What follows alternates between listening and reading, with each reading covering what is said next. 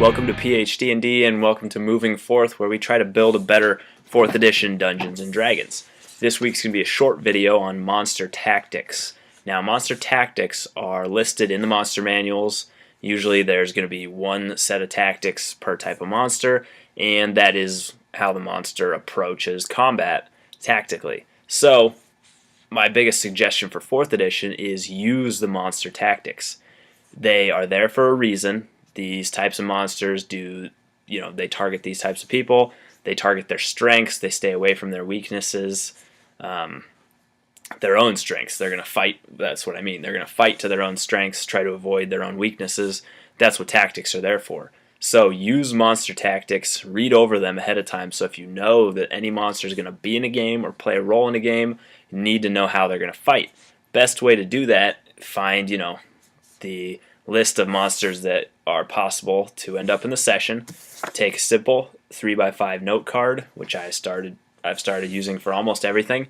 Put some tactics on there, and for each monster even. You can put the name of the monster at the top and the tactics down here. The way I do it is sometimes the tactics will talk in terms of who they're going to attack role-wise. So this monster is going to attack the defender of the group. Okay. Well, to make it easier for you, who's the defender in your group, or who plays that role the best? If it comes down to that, and maybe the monster has to learn in battle, if you want to get a little deeper, who the defender is, he's going to try to pick out, who's trying to defend the others, who's really putting themselves out there and go after that person. If you just want to keep it simple and speed up combat, I just recommend, who's the defender in your group. If a character named Steve, or let's say player Steve, however you want to do it, because you're not actually talking about these tactics to your players. Just put their player name on there. Just say, all right, this is Monster A. He is first of all going to attack Steve no matter what. Maybe you can pick out the magic user. Maybe they have the tactics say they fight someone using magic. Okay, so he's going to attack Max, who plays a magic character. Put the monster tactics on that. You can fold the top of that 3x5 card, hang it on your DM screen, and you've got your monster tactics right in front of you. You know what they're going to do.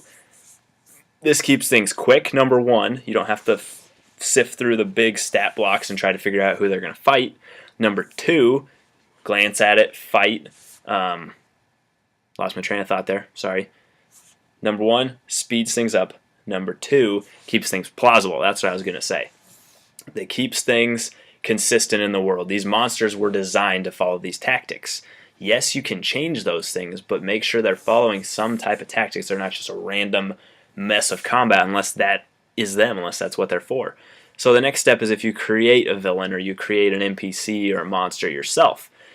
The stat block's important. Come up with the numbers, come up with the attacks, but don't neglect the tactical part. 4th edition is very tactical. Make the tactics beneath the created monster yourself.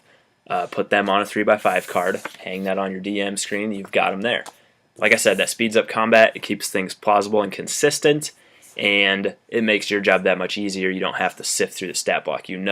Sometimes it gets as detailed as what move they're going to do, or what order of moves they're going to do, especially for dragons. It's going to say they're going to start with a breath weapon, then they're going to use their action point to go do this. Put those steps, one by one. Keep these very simple. You don't want these to turn into stat blocks. But put these up there, step by step, what they're going to do. That's my tip to make 4th edition better. Trust me, this one is time tested. Every time I use tactics, the game goes so much quicker and smoother than when I try to kind of wing it and use my own tactics. That's your tip for moving forth. Thanks for watching.